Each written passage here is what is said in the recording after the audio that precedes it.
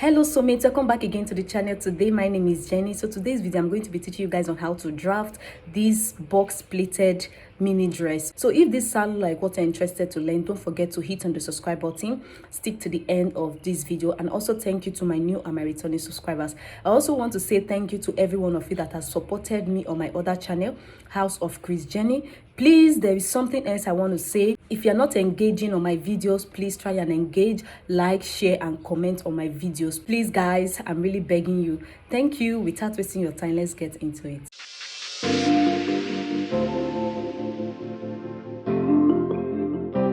Welcome back again, soulmates. Let's go ahead and draft out the pattern. The first thing to do is to mark out 3 inches. This 3 inches is going to serve as the space for the placement of the buttons. So where we are going to be placing the buttons is what I'm marking out, okay? So go ahead and mark out 3 inches like so. After marking out the 3 inches, I will go ahead and place the half of my shoulder measurement from this line. You can see that line. So half of my shoulder measurement is 7.5. Then I'm going to come down by ½ inch for shoulder slope. From that shoulder slope, I'm going to also mark 7.5 inches. That is going to be my chest line. After marking that, I'm going to also come down from the shoulder area by 10 inches.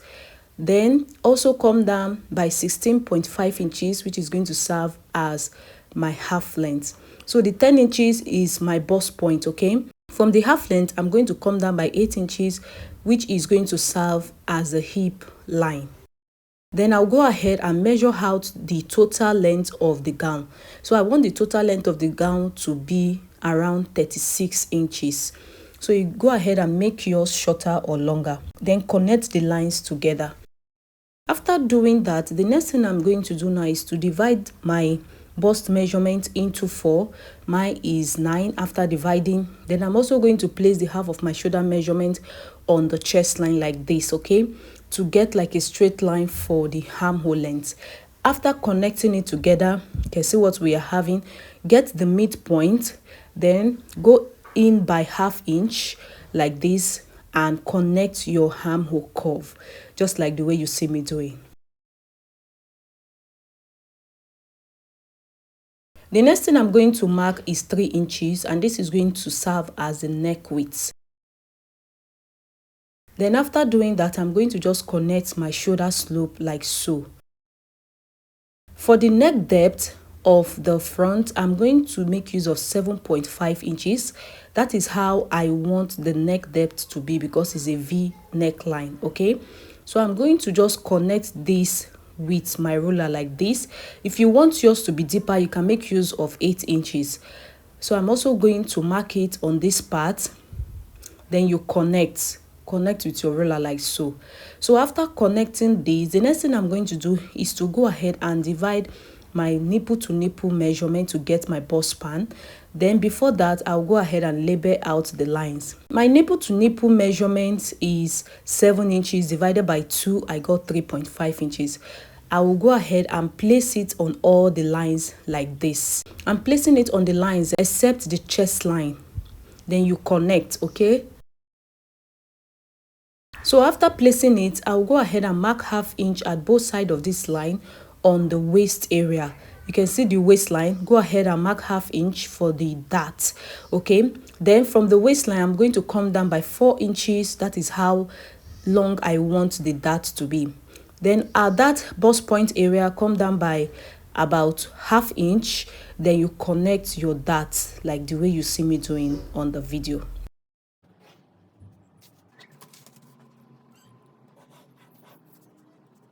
So guys, after connecting the dart, this is what we are having. You can see how it's looking.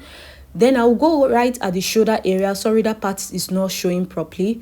Then I'll divide what I have there into 2 from the neck width all the way to the shoulder. Divide what you have there into 2. Then after dividing it, I'm going to connect it now to the bust point area with a slant line like so. The next thing I'm going to do is to input my body measurement. On the bust point line, I'm going to divide my bust measurement by 4. Then I added my stitching allowance of 1.5 inches. On the waistline, divide your waist measurement by 4.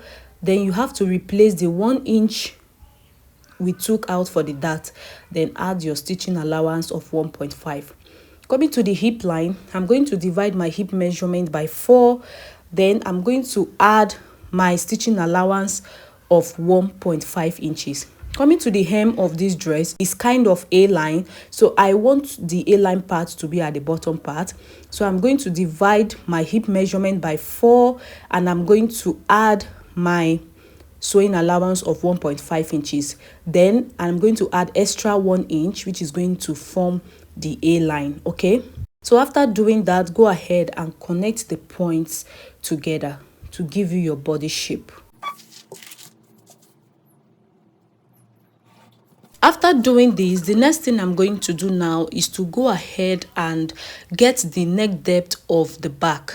So for the neck depth of the back, I'm using 1 inch for the neck depth. Then go ahead and curve it out. After doing so, the next thing now is to come down by 4 inches towards the waist area at the side. This is going to be where the pleat is going to start from. Remember, this dress has a box pleat, so this is where the box pleat is going to start from. So this actually depends on where you want yours to start from. Okay, so it can be below or above. Then after doing that, I will just go ahead and use my marker to outline all the lines and points we are going to be needing.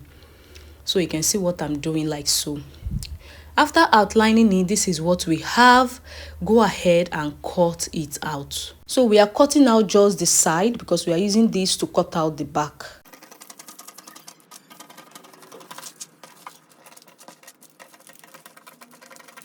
After cutting out the side, this is what we are having now. We use this to cut out the back. So I've gotten a fresh paper for the back.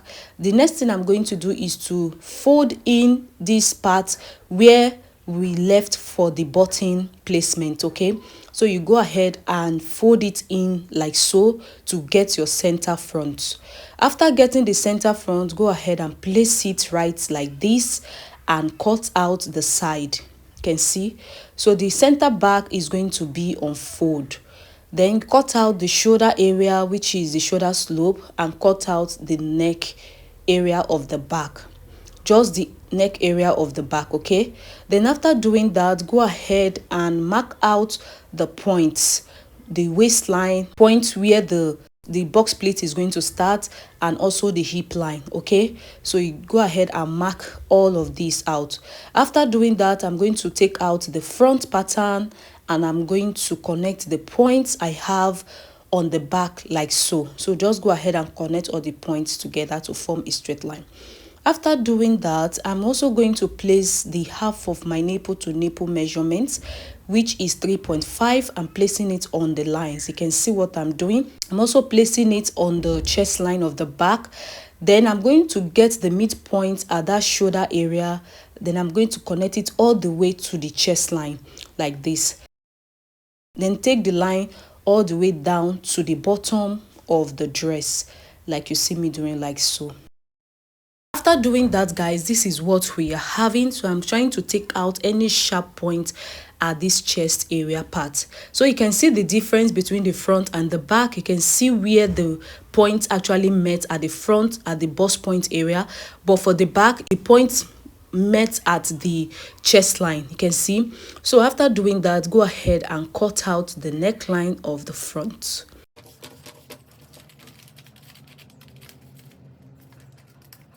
I've cut out the neckline of the front, and this is what we are having, guys. At this part, I'm going to just make like a circle, which is going to represent the button we are going to have at that part. Okay, so coming to this part where the button is going to be on fold. So you are going to fold it this way on your actual fabric. When stitching it down, you fold it into two. Remember, the front is going to have two of it, so the front is going to have two pieces. Then you overlap each of them at the button area. Hope you understand. You overlap them. Then after doing that, I will go ahead and cut out this middle line. You can see this line, and take out the dart up to the shoulder area. After cutting it out for the front, you can see what we have now at the front. Then coming to the back, make sure you label it so that you don't confuse the front and the back. Okay, so for the back, I'm going to also label it, and after labeling it, I'm also going to take out my dart like we did for the front. I actually don't want this video to be too long. Okay, that's why I'm a little bit fast at some point. So guys, go ahead and take out your dart. Just watch exactly the way I'm taking out my dart for the back. After taking out the dart, this is what we are having. I'm going to cut through that line, which is the bust span line. I'm going to just cut through that line to take out the dart, and also cut it all the way to the shoulder area to separate these two pieces. Hope you understand. So this is what we are having. Remember, the center back is going to be on fold. When you are cutting this on your actual fabric, the center back is going to be on fold. Now, to cut out the collar, you're going to measure out what you have at the neckline of the back. What I have right there was 3.5 inches for the back. Okay, so go ahead and measure out the neckline of the back. Then I've gone ahead to fold my paper into two like this. At the top, I'm going to mark ½ inch, which is going to serve as a starting line. So go ahead and mark out your starting line. Okay, at the folded part is going to be the back area of the neck. So that folded part, I'm going to mark what I have for the neck area, which is 3.5 inches. I placed it there. Then bringing the front piece, I'm also going to mark what I have like this. You can see for the neckline, what I have there is 8.25.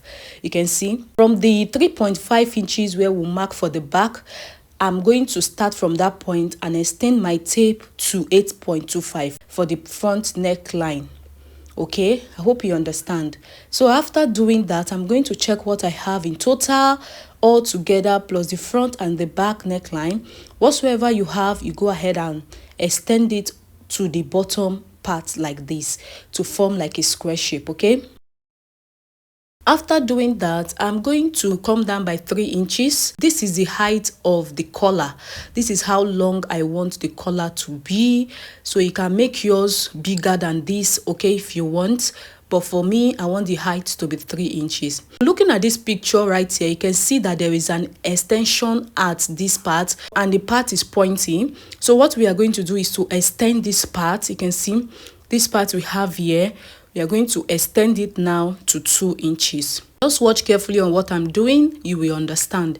Then on that part where we mark 2 inches, I'm also going to come down by that same 2 inches like this. You can see what we are having. So I'm just going to place it this way. After doing that, go ahead and curve it in like this towards the center back. You can see what I'm doing. Just curve it in like this towards the center back. The next thing now to do is to connect from this point all the way to the upper point. You can see, but before then, let me mark out the point properly so that we can see it all. So after marking it, this is the point. I'm going to just connect now to the upper part. You can see what we are having just like this. If you don't understand what I'm saying, just go ahead and watch what I'm doing. After getting the collar, you can see how the collar is looking. The next thing now is to add my stitching allowance around this collar like this, except the center back, which is going to be on fold. Okay, so add your stitching allowance of ½ inch at the bottom, and also at that extension part, the pointing part of the collar, ½ inch, and also at the top ½ inch. So this is it. Then after doing that, go ahead and cut this out.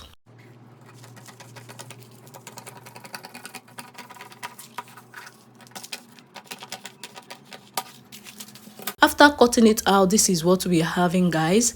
Then I will go ahead now and mark out this part. This part is going to be for the neck area. So that is where we are going to be attaching the collar to the dress. I hope you understand.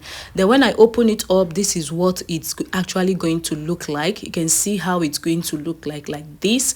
So this is a paper. By the time you stitch it down on your actual fabric, it's going to come out looking straight. Okay, after doing that, I'm going to still fold this like this. There's something I want to do and it is optional. So what I'm going to do now, at this point, I'm going to come down by 0.25, you can see. Then after doing that, I'm also going to connect it back like this. So connect it back to the actual line. You can see me doing it. Then after doing that, I'll also go ahead and adjust the allowance I gave at that upper part. You can see, so we are trying to have like a slant, because that part is going to be towards the down part of the v-neck of the front. I hope you understand. When attaching it, you will understand it better. Okay, so we don't want that part to be too straight. We want it to be slanted a bit, because we are going to be attaching it to the v-neck line of the front at the down part. So after doing that, this is what I'm having. You can see. So we are going to be cutting out the main fabric and also the lining for the collar. Hope you get. After doing that, the next thing I'm going to do now is to bring out another paper. So we are going to form out the pleats on this paper. Okay, just watch exactly what I'm doing. I'm going to bring the center front piece and I'm going to place it from that point. You can see that point where we marked, that 4 inches point where we marked for the pleats to start from. That is where I'm going to place the paper. You can see, so place the new paper at that point like this. Then you go ahead and hold it down with your sellotape. Hope you understand. Then from the hip area, you can see from this hip area, I'm going to measure out 6 inches. That is how wide I want the pleats to be. So you can make yours 4 inches depending on what you want. So after marking the 6 inches, I will place the side front like this on that 6 inches. Okay, you can see, just place the side front on that 6 inches like this, and after doing that, also hold it down with your sellotape. After getting that, this is what we are having. The next thing I'm going to do is to cut out any excess I have at that part. After cutting out the excess, guys, the next thing is to add your stitching allowance when placing this on your main fabric. The only part you're adding stitching allowance is just at this inner part. You can see you're adding 0.5 inches, which is going to serve as the stitching of this both piece, stitching it down together. And also at the upper part of that starting line of the pleat, you also add 0.5 inches at that part. Okay, the upper part where the pleat is starting from, add stitching allowance at that part, and also on these middle parts, so that we can join these two pieces together later. So what we did for the front, I'm actually going to do the same for the back. Okay, so the next thing is to get another paper like this, place the center back. You are going to mark 6 inches on the hip line like this, towards the hip line, mark 6 inches out. Then you are going to place your center back like we did for the front and cut out the excess. Cutting, this is what it looks like. So we are going to be stitching out the pleats and it's going to look like this. So don't forget to add your stitching allowance at the upper part of this part where the pleat is going to start from. Inside like this, add ½ inch at these both pieces, okay, so that we can join them together. So at the side, remember we have added our stitching allowance already while we were drafting. At the armhole area, I'm not adding any stitching allowance because we are going to be making this as sleeveless. So if you want yours to have a sleeve, go ahead and add stitching allowance. So guys, I hope this tutorial was interesting. Don't forget to subscribe, like and share this video. I would love to see you in the next one. Bye for now.